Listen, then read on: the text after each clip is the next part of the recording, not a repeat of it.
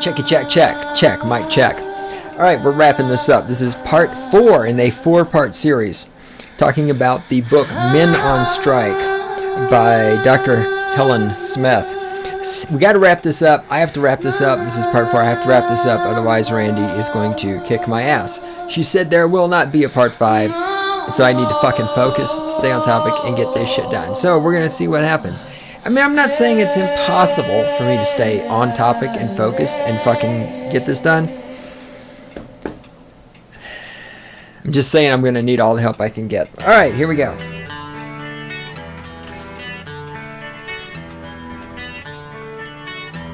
The fuck did I leave off? Where are my notes? You can scream and shout. That's where they went. Oh, you can scream, shout, whine, cry, snivel, piss, and fucking moan like a little fucking feminist. You shove your opinion up your ass. That way Obama's cock has something to keep it company.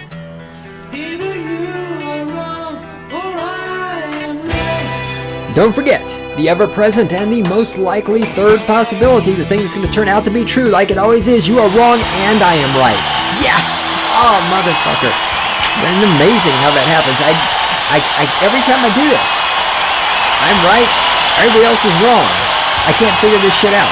Now, like I say, I don't listen to other people, because if somebody else is talking, either they agree with me, and I know what they're saying, or they disagree, and they're wrong, and I don't need to pay attention. Because this is the weapons platform from which I launched the cruise missile of my intellect that homes in on and destroys statists of all kinds, the right-wing statist, the left-wing statist, the femistatist, the commie statist, whatever kind of statist you are, you're going to die. Yes, this is the Stating the Obvious podcast, where we use M60 machine guns to mow down the stupid people. In the control room, keeping me on track and giving me the evil eye every time I go off topic is the lovely and adorable Randy. Of course, I am the great one himself. Cynical Libertarian Society is on the internet, cynlibsoc.com. You can send us email, you can send your love, you can send your hate, you can send your naked photos, send all that shit to God. That's God, dog spelled backwards, God at cynlibsoc.com. As I said, this is part number 4. We're talking about the book Men on Strike by Helen Smith. She has a PhD, so hey, she must know something. She has a website too. It's on the internet. It must be true. We all know if it's on the internet, it must be true. I have a good chance of knocking this out. I have a good chance of doing this. Where did I leave off? Did that. Page 119, we did 119, 122, we did that. Holy shit, Randy, we are mind-blowingly close to being finished with this.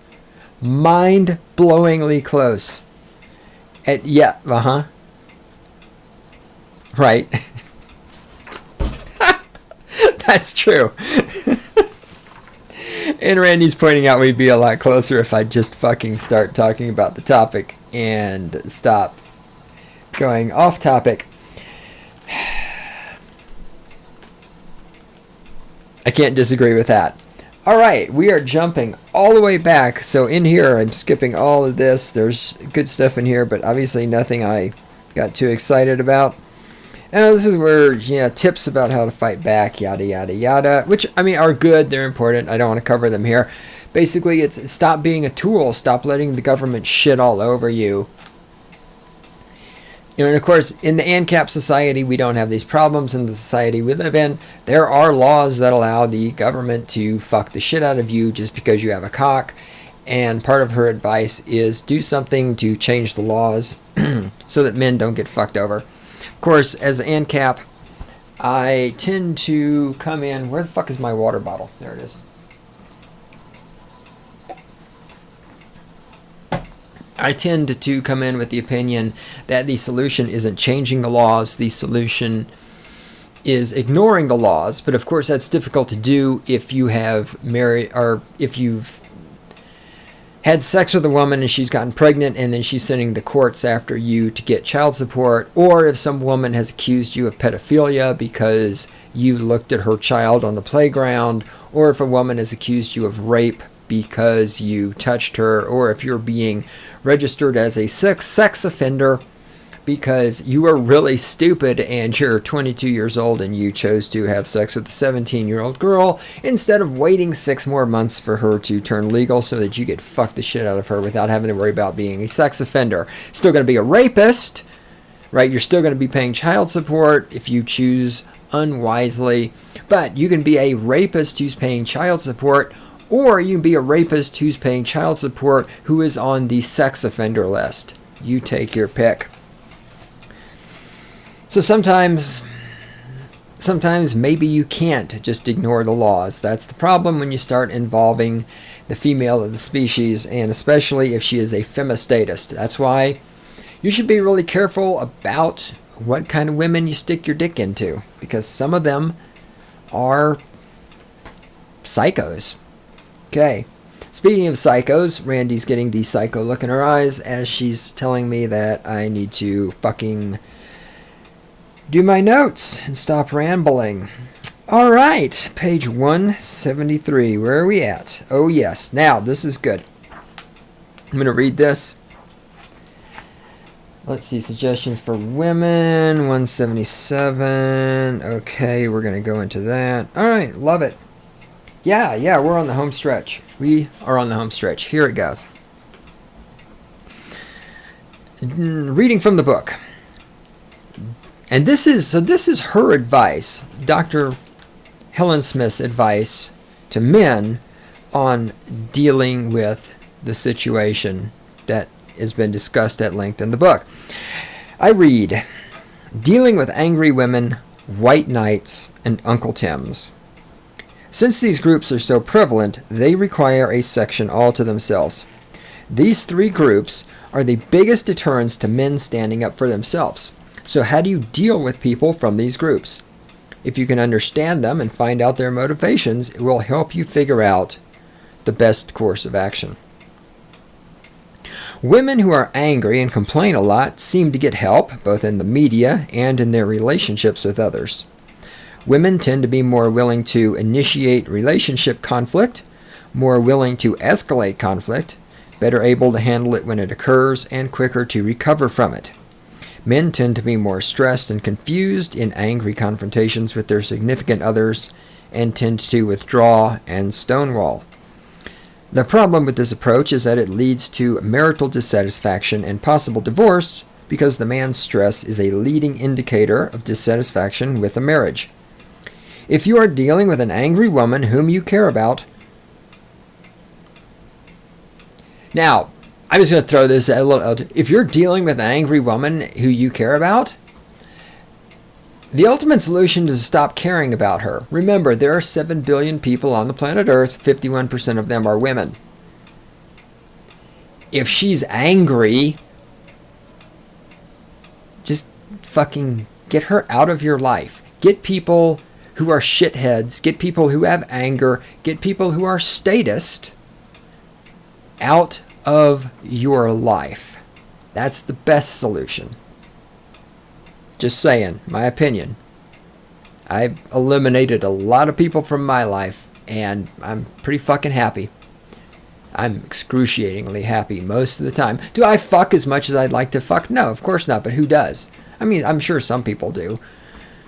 But other than not fucking as often as I'd like to fuck, I'm doing great. Perfectly happy. Get fucking statist, get angry people, get hostile people, get violent people, get dickheads, get cocksuckers, get motherfuckers, get these people out of your... Okay, Randy, I'm back on top. Yes. If you are dealing with an angry woman whom you care about... Excuse me. Hold on.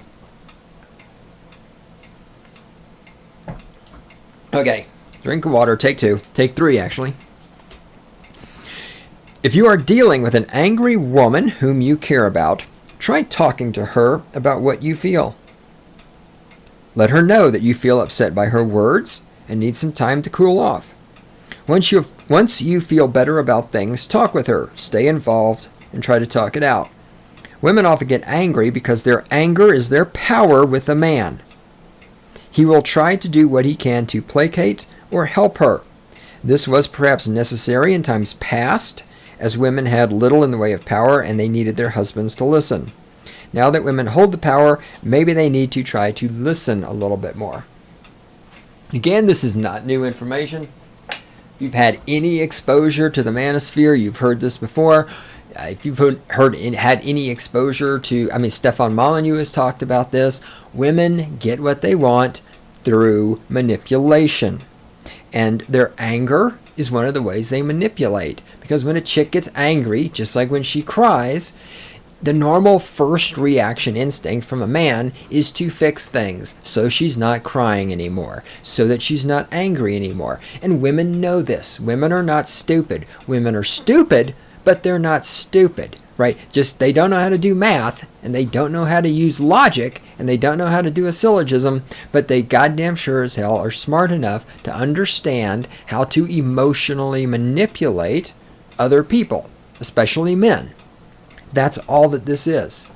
And the beauty, everything I'm going to be reading here, you've heard, if you've been in the manosphere, or if you've listened to some Stefan Molyneux videos talking about relationships between the genders and such, if you've listened to Warren Farrell talking, all of this you've heard before. The beautiful part of this is that it's coming from a woman. Which just goes to show that some women do in fact have self-awareness. This is a thing that the femistatists certainly don't have, and that all women, that all people for that matter, need to cultivate, including myself. Sometimes I lose my self-awareness, for example, like right now, while Randy is pointing at the notes, telling me to fucking stay on topic, not talk about self-awareness. See, I'm aware that you want me to focus on the notes. All right. Silence, woman. Silence. Do not try to emotionally manipulate me by giving me dirty looks. Just shush. What about all of the angry women in the world, like the vicious types who think of men as enemies that are belittling...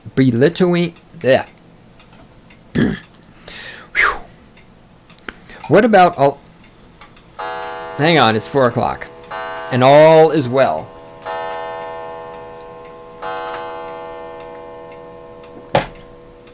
I did not eat ice cream before recording this episode either. Randy and I took a little break. I worked on editing a yoga DVD that I'm working on, putting that together.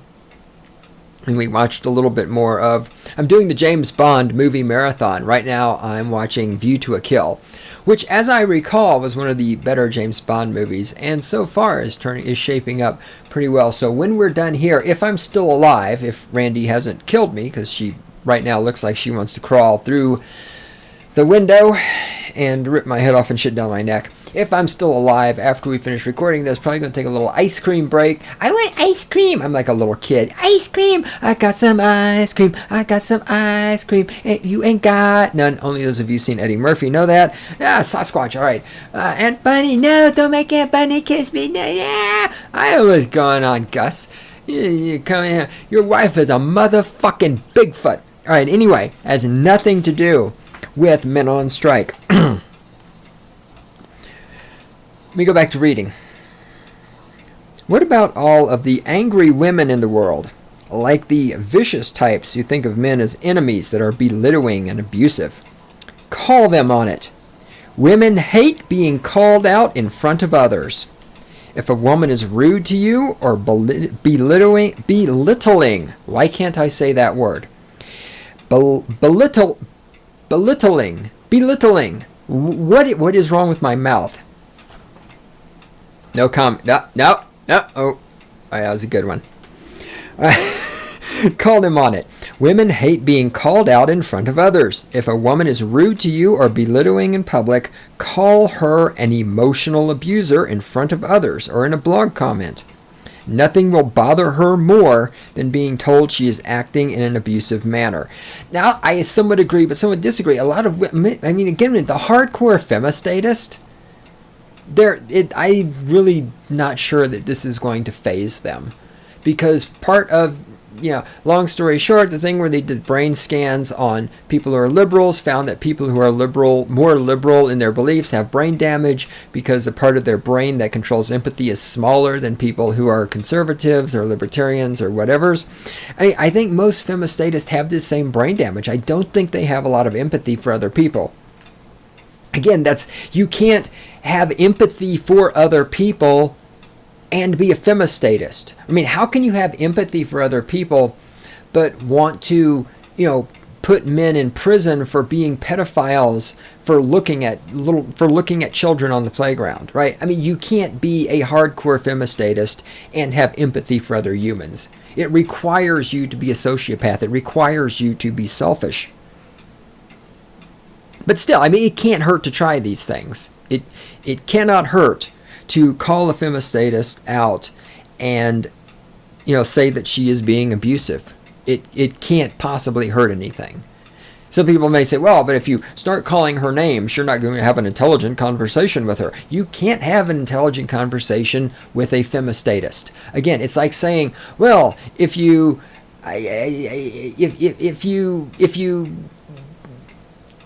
don't pet your dog, you can't have an intelligent conversation with the dog. I mean, you can't have an intelligent conversation with the dog anyway. It's a dog. Okay, granted, it's smarter than a femistatist, but it's a dog. You can't. So, come on. All right, anyway.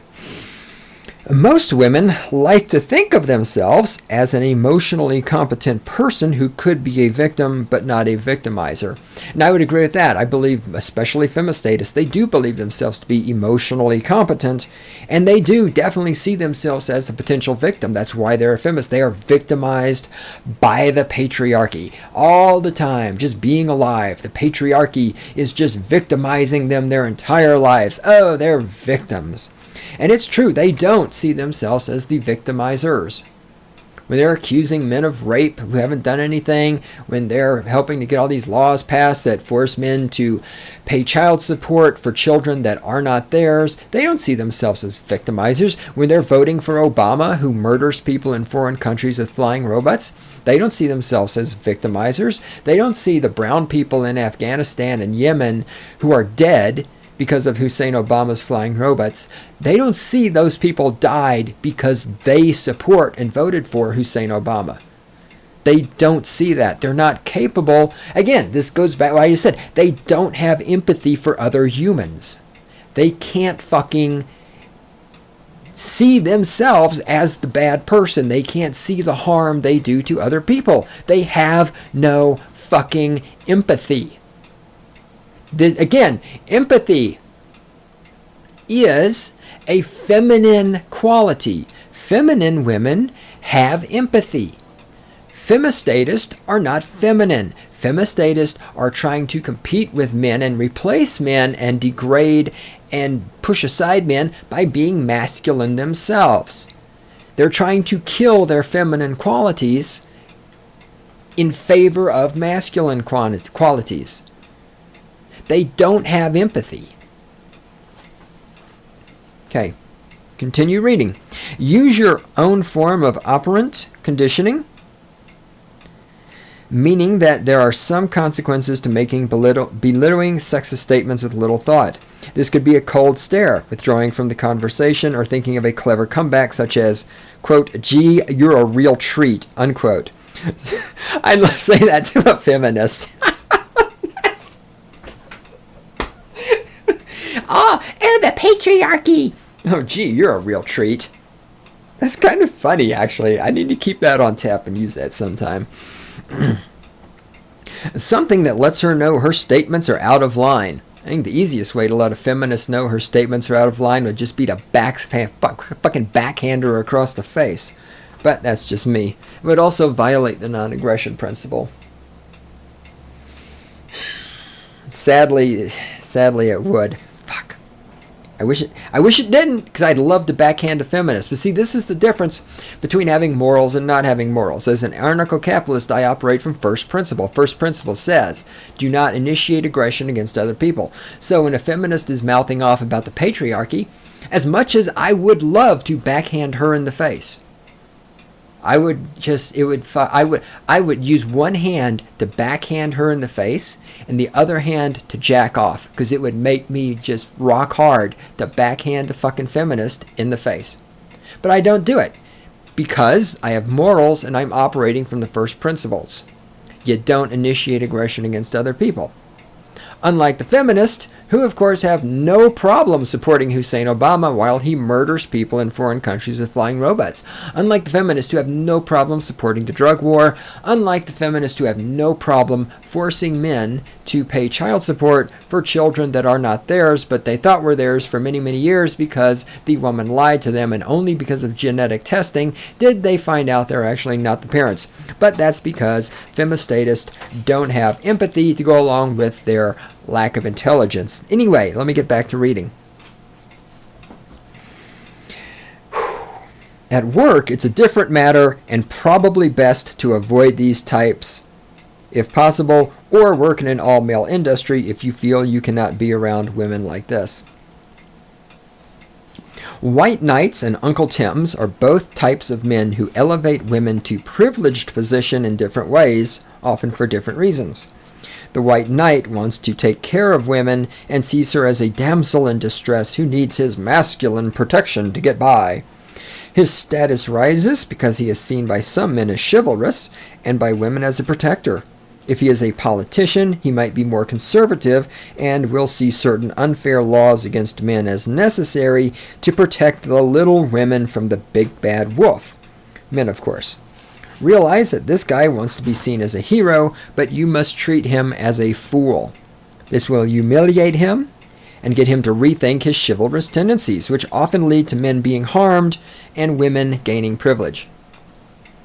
If you encounter a white knight type in the internet chat rooms or out in the world, call him out for being a tool of women, for that's what he is.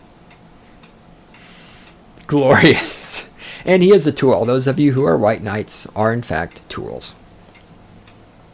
And Uncle Tim is generally a sellout to his own gender who is more than likely either a politician type, usually liberal, or just a guy trying to get laid who thinks that his PC behavior will get him laid more often.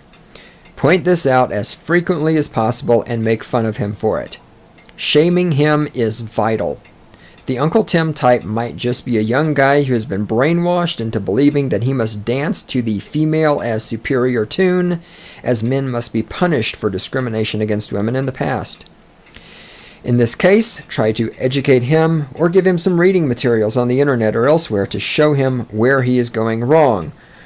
And the location for that reading material would be Return of Kings website, returnofkings.com. Or pray he grows out of it. If you want to pray for the Uncle Tims, you feel... I refer Uncle Tims are what I call femisymps in my lingo. So when you hear me use the term femisymp, I'm talking about the Uncle Tims. The white knights, I usually just refer to them as feminists because, of course, or femistatists, because femistatist can be a man or a woman in my usage of the term. Femistatist does not require a gender. Femistatist requires a worldview. If he continues past the age of 30, shame him also. Once the mocking reaches a level where he is uncomfortable to speak up about how men must pander to women, he will probably stop or at least think twice about it. Tips for women on how to help. While working with men and working on this book, I have met many women who really care about men and about justice. Though the media would have you believe that any man who dares speak about his rights is a misogynist and all women are victims with few rights and a list of grievances that have never been resolved, not all women feel this way. Many are open-minded and love their fellow man and want things to be fair. For example, my friend and fellow blogger Amy Alcon speaks up for men on her blog www.advicegoddess.com. She gives advice to women and men, and her blog is straightforward and helpful to both. If women try to act like victims, she calls them on it. If men are having issues in a relationship, she doesn't assume he's the bad guy. We need more women like Alcon in the relationship arena who stand up for both genders. So, what can women do to increase positive interactions with men? Here are my 3 top suggestions. Number 1. Now, let me editorialize for just a moment here. Let me point out 2 things, maybe 3 if I think of another one. Number 1, I've said all this before. Number 2, other men have said all this before. Number 3, every time a man says these things, we get attacked. Patriarchy, misogyny, rape, pedophilia, blah, blah, blah. Number 5, am I on 5? Whatever. Number what the fuck ever. Just want to point out, this is a woman writing this. I don't want to hear about your fucking patriarchy. Number 1.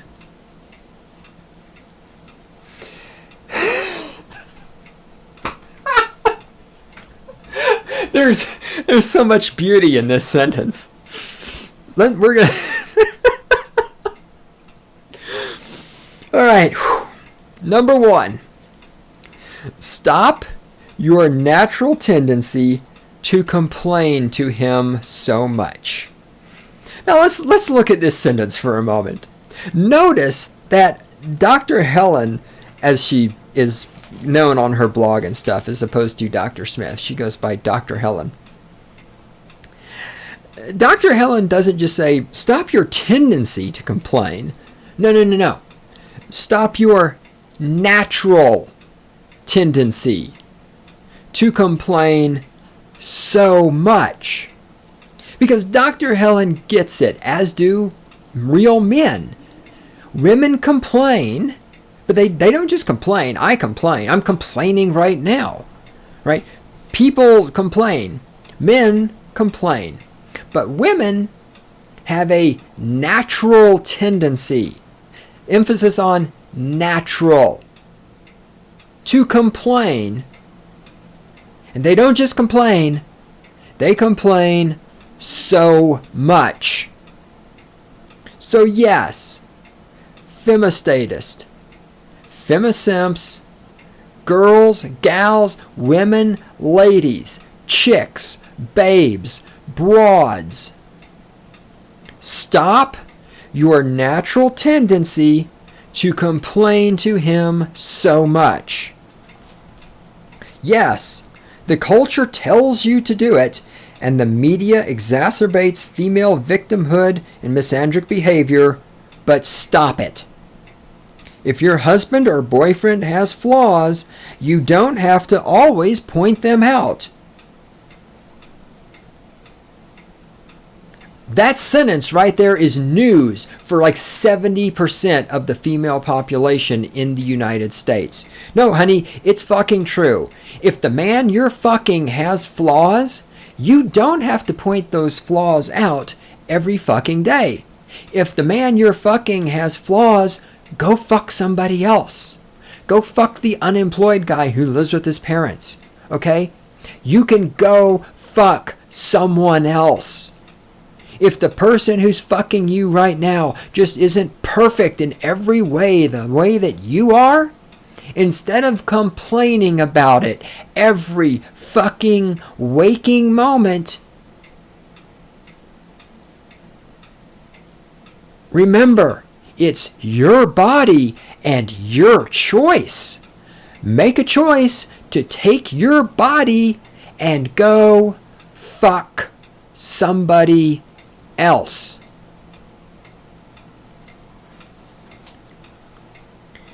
Try to focus on his more positive qualities. If he fixes things around the house or acts as a bodyguard at night, remember that those duties are just as, or sometimes more, important than washing the dishes.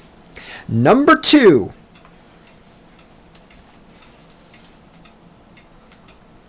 Do not go out and complain about him to others. Let me read that again for those of you who have vaginas and are just really fucking stupid, because this one is critical. Actually, they're all critical. Number 2, do not go out and complain about him to others. This is a killer for your relationship, and if he finds out you are hanging out with your girlfriends and dissing him, his feelings of trust will break down. And if your girlfriends constantly complain about men, tell them that you don't appreciate it. Maybe you should get some fucking better girlfriends. If your girlfriends are all complaining about men all the time, then what does that tell you? It tells you they're making bad choices. It tells them that they aren't exercising my body, my choice, and going off and fucking somebody else. If your girlfriends are bitching about men all the time, it's just, and this is the same thing I say to men. You've heard me say this before, to men and women. If the person you're fucking doesn't meet your standards, well, that's your fucking fault. You chose that person. You're choosing that person. Don't bitch about the other person. Either talk to the other person about what needs to happen to make both of you happy, or fucking get out of the relationship and go be with somebody else. But don't go talk about the person you're fucking behind their back. Be a fucking real man or a real woman. You can fuck somebody else.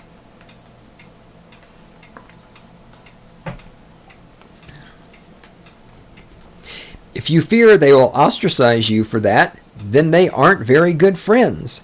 And if you care more about your friend's feelings than your husband's or boyfriend's feelings, then how important can your relationship be?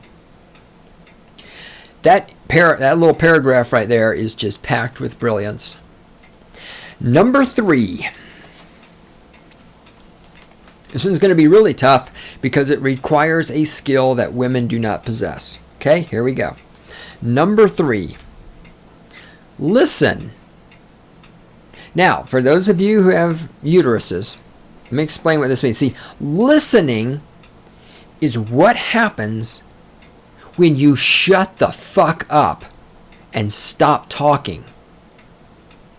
Yeah, I know. I understand. You're like, what are you talking about? Stop talking? I don't know what you mean. What is stop talking? Well, my man, he didn't put the toilet seat down. And then he parked the car on the wrong side of the garage. And yes, I know. I understand the fucking patriarchy is fucking forcing you to put the fucking toilet seat down. I understand that the patriarchy rapes you every time you have to put the fucking toilet seat down. And yes, I understand you're oppressed. But just stop talking. You have to stop talking, and then you can listen.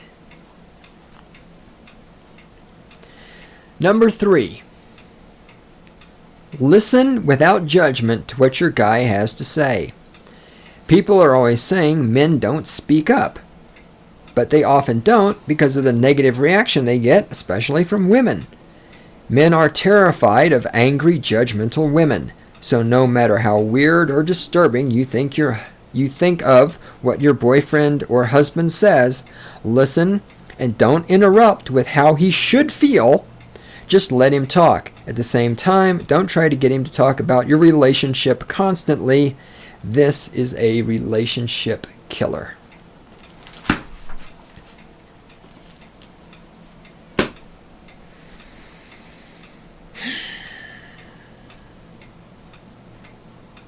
Stop bitching all the time. Stop talking about him behind his back. Shut the fuck up and listen. 3 things that you can do to make the world a better place. Can you do it? No, because, but you women, you're so superior. You're the plastic women. You're so adaptable, and, you go girl, and you're fucking strong and independent and getting your welfare check, but you can't shut the fuck up and listen to another person, can you? You can't. You really fucking can't. Randy, where the fuck are we on time? How are we doing? Yes! See? I told you. 4 parts. I know. Yes, I know. Originally it was 2 parts. Then it became 3 parts. Yes, I know. I get it. We have time. Oh, no. We are not going. No, we're not going short. We have time. No, seriously, what time are we at? 34. Yes, we have time to do this.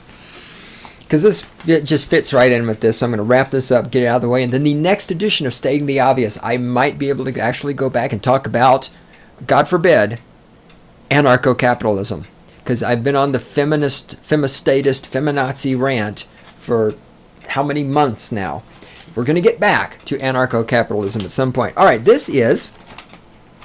Now, I almost didn't even do this because I saw this is an article from Elle magazine, fashion magazine written for women by women. And I almost was not going to read this article because I thought, probably not that interesting. And I almost chunked it out, and then I read it, and there is some golden shit in here. Golden shit. So let me read some of this and comment to you about it. This article is called Girl on Girl Power. It's written by Lizzie Goodman. Here she says, and she's talking about herself. Is she talking about herself? Yes. Referring to herself. Quote, I'm more turned on by men, drawn to their foreignness. There's something about the juxtaposition of hard, cool maleness and my opposite impulses that makes me feel calm and settled in the world. Unquote. Yes, see, that's called being feminine. It's just like men are attracted to women and women are attracted to men. Being attracted to men by their hard, cool maleness is called being feminine. It is what femistatists don't have. Now, this continues, blah, blah, blah, blah, blah, blah, blah. Here we go. Quote, many hetero women will talk about things with their friends that they don't with their husbands, unquote, says Evergreen State College History and Family Studies professor Stephanie Kuntz. Quote, women tend to get more dissatisfied with marriage over time than men do. Women spend a lot more time doing the emotional work in a marriage, and that's tiring, unquote. And then there's just the work, she continues, open quote, we're socialized to want to marry, but then once we get there, we're like, huh? Why am I doing so much housework? Unquote. Let me stop there for the moment. Women get more dissatisfied in marriage than men do. God, where the fuck have we heard this theory before? Where have we heard the idea that women who are married become dissatisfied and want to fuck other people? Whoa, what sphere of the world has this been said multiple fucking times in? Oh, the manosphere. There's even a word for it. Okay, yes. Women are never fucking satisfied. They always need new shit, including new cock inside of them. Yes. When I say it, I'm a misogynistic asshole. But when this bitch says it, it's research. Alright, anyway. Yes. Yes, women get more dissatisfied. Many hetero women will talk about things with their friends they don't with their husbands. Again, where's your communication skills? If you women are so great at communicating, and if you're interested in maintaining the relationship, having a relationship with the boyfriend, the husband, whatever, why the fuck aren't you talking to him? Why are you talking to your friends? Why are you going, we just read, don't go to your friends and complain about your man. What do women do? They don't talk to their friends about shit. They don't talk to their husbands because they have no communication skills. They can't shut the fuck up and listen to what the man is saying. All right. We're socialized to want to marry. Well, and who socialized you? You're raised by your mother. The public school system is dominated by women. Colleges are at least 50% or more women teachers. Children are raised by women. Little girls are raised by women. Who's socializing them to want to get married? Women are. And then, why am I doing so much housework? Well, gee, I don't know. Are you going to work every day? Are you changing the oil in the car? Are you mowing the lawn? Oh my God. Again, here's the I have to do housework. I'm unsatisfied with my marriage because I have to wash dishes. I wash dishes almost every fucking day. It hasn't killed me yet. When I want to fucking clean my apartment, I fucking plug in the vacuum cleaner and use the goddamn thing. I haven't died from vacuum cleaner exposure yet. Shut the fuck up, bitch. Let me continue reading. Now this I can relate. This is the author speaking again. Now this I can relate to. Not the housework per se. My boyfriends have generally been more into cooking and cleaning than I am. But the broader existential worry that what I think I want from a relationship might not actually satisfy me. This is a legitimate concern. What you think you want from a relationship may not satisfy you. This is a legitimate. The thing here is, this goes back, how many times have I fucking said this? Broken record. self-awareness. Have the self-awareness to know what you want and need from a relationship, and have the standards to, when you're with somebody, have the standards to say, if I'm not getting what I need, to leave that person, not in a bad way, but to break up with that and go and look for it elsewhere. But before doing that, have the fucking decency and the communication skills to talk to the person you're in a relationship with and say, look, these are the things I need to be happy in my relationship. What do you need to be happy in your relationship? And how can we mesh this together to make it so that it works for both of us?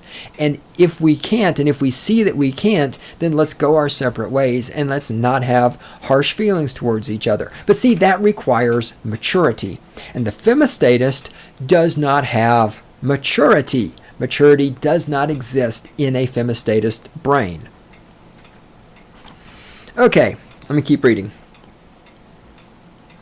It was quite controversial in 1948 when sexologist Alfred Kinsey, announced that based on self-reported desires and experience, many people feel somewhere in the middle of his 0 to 6 scale, with 0 being exclusively heterosexual and 6 exclusively homosexual.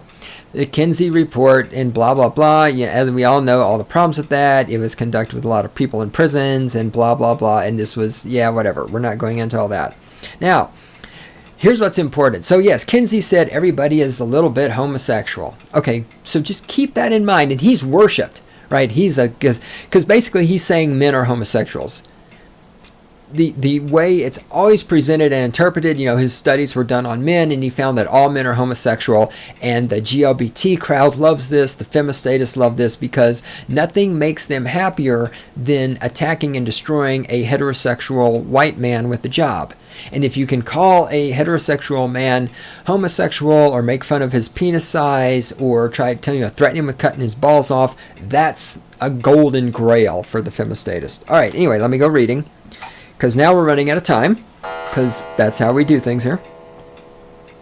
These days, however, the fact that sexual attraction exists on a spectrum is pretty established. After all, even Honey Boo Boo recently declared that, quote, everybody's a little gay, unquote. And if that's not evidence of the cultural integration of broad spectrum sexuality, I don't know what is. Okay.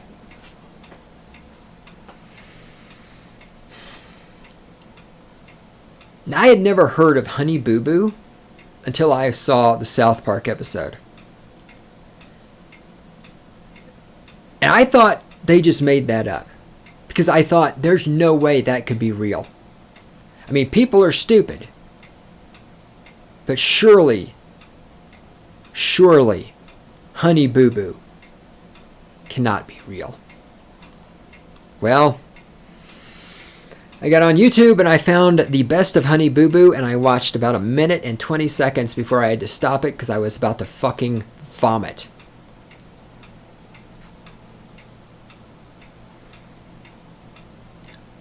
When you get your scientific and spiritual guidance from a little fat girl on TV,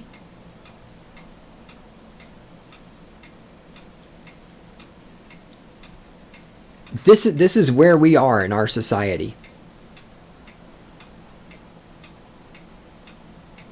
Obviously, broad spectrum sexuality must be real. It must be true. Because Honey Boo Boo said so.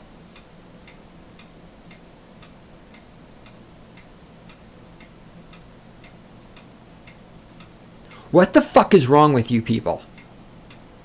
Do you not understand that according to the laws of natural selection, you should not be alive? People who watch Honey Boo Boo would die if it were not for the welfare state. They would starve to death and die.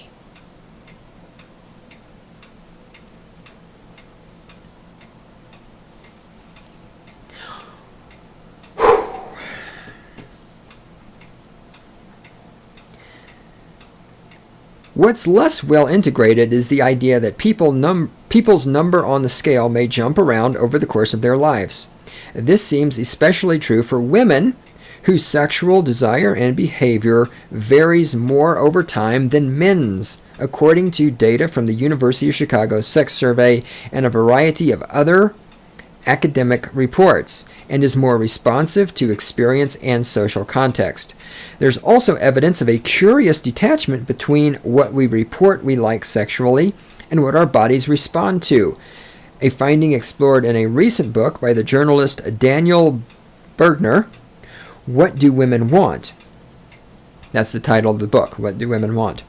Bergner discusses the work of psychology researcher and sexologist Meredith Chivers, who measured the physiological responses of men and women as they watched an array of provocative imagery, while also rating their level of arousal.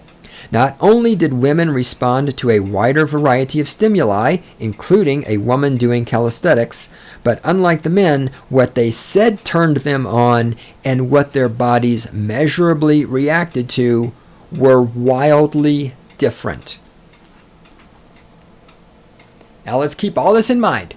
Women claim to be in touch with their feelings, yet what they say they're attracted to and what they are attracted to are different. Women say they're attracted to sensitive men who care about their feelings. They fuck the bad boys who shit on them. Again, when I say women claim they're attracted to good guys and white knights, but the person they fuck is the bad boy who's in prison, everybody calls me patriarchal and misogynistic and rapist. But when science backs up what I'm saying, oh no. And I did a little checking into this research. I need to check more into it. But one of the things that women said they weren't attracted to, but were attracted to, was other women. So remember, even Honey Boo Boo has said everybody's a little bit gay, right? We've determined in here, it says about how women's number on the scale between heterosexual and homosexual varies over time, yada, yada, yada. For how many years on this podcast have you heard me say all women are bisexual? All women. I don't mean most.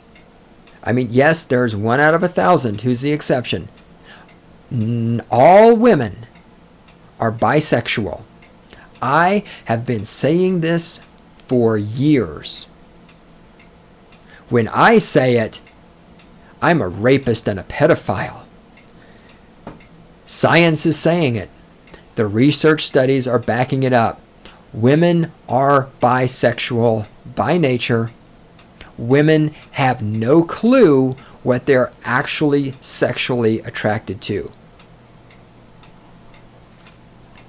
This is only news if you're an idiot. Let me go back to reading. We skipped down quite a bit in the paragraph, in the article. Sachs couldn't agree more about the challenges of joining the lesbian world. Sachs is a woman who decided she was lesbian, and she did it, and that's fine. It's good. She's man now. So Sachs couldn't agree more about the challenges of joining the lesbian world. Quote, I was so goddamn distrusted, unquote, she says. Quote, she's talking about as she moved into the lesbian world and started spending time with other lesbians, going to lesbian bars and stuff like that. That's the context of her comments. Quote, everybody thought I was out to steal their girlfriend. I'd walk into a bar and people would get icy, unquote. It was like she was both fresh meat, bait to tempt your loyal girlfriend, and a predator eyeing the crowd for the most appealing target. Quote, I'd cry myself to sleep because I was like, how am I going to have friends? Unquote. It took a while, but the iciness thawed and, quote, half the community, she says, attended the couple's wedding last fall. But again, women, you're so empathic and you're so compassionate, but then when this woman decides she's a lesbian and she goes into the lesbian community, what do? They ostracize her because they're so empathic and they're so caring and they're so sensitive. And oh, if only women ruled the world, why everything would be wonderful. All right. Randy's giving me dirty looks because we are dangerously close. All right, I'm reading. You get some pushback when you decide to write about later-in-life lesbians. A gay friend of mine rolled her eyes at the cliche of yet another straight girl getting curious about lesbianism. Another friend objected to what she perceived as any suggestion that homosexuality is a choice. And that's, again, the cattiness of women. You know, how dare you decide to write an article about lesbians? Just the cattiness that comes naturally with having a vagina. All right, skip down a little bit. But she also recalls a conversation she and her wife of a little over a year, Tiffany Caldwell, had with a lesbian couple who'd been out for years. Quote, "We were saying whether you know when you're 8 or 38, you become as gay as any other gay person," unquote, she explained. Her point is that to judge gayness based on length of time served, so to speak, is its own kind of bigotry. Diamond says, quote, "The formation of the gay community was people speaking out and feeling a sense of collectiveness, like, oh my God, I struggled and hated myself too. The modern version of this is the well-known It Gets Better campaign. That's part of why some people respond to the notion of fluidity with fear or hostility. It doesn't fit their experience, they can't understand it. Well, nothing fits everyone's experience," unquote. And again, this is what the femistatists don't understand. The femistatists only have their experience. This is why they lack empathy. They don't understand other people's experiences are different than their experiences. They can't understand this. If they did, why would you advocate murdering people in foreign countries with flying robots if you are able to understand other people's experiences? They also introduced me to a term. This is a new word for me. I like this. Barsexual. A barsexual is a woman who makes out with other women in bars to get attention from men. I love it. The final sentence of this article is this. Blah, blah, blah. She smiled. Quote, this is a girl talking. Well, blah. "Being unhappy just became the baseline," Rachel told me. Quote, "I remember thinking the skies were stormy for so long, and suddenly with Luce it was like a movie. The sun came out. We talk about it all the time. We talk about everything. 'Cause we're girls." And I appreciate a girl who can recognize that she's a girl, and that because she's a girl, she talks about everything all the fucking time and can't shut up. That is a feminine trait. And it's nice of a girl, even if she's a lesbian girl, who can recognize her feminine traits and embrace them instead of trying to grow a fucking mustache. So, there it is. 4 fucking episodes about this book and about femistatists. Here's the takeaway. Femistatists, shut the fuck up. Stop telling men that they're fucked up. Stop talking about men behind their backs, and shut the fuck up and listen and wax your goddamn mustache and lose some fucking weight. That's the 5 things you need to know. Shut the fuck up. Shut the fuck up. Shut the fuck up. Wax your mustache and stop being fat.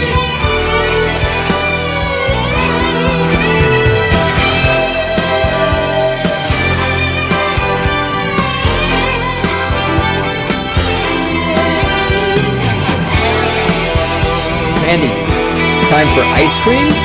James Bond. Fuck yes. Let's do it.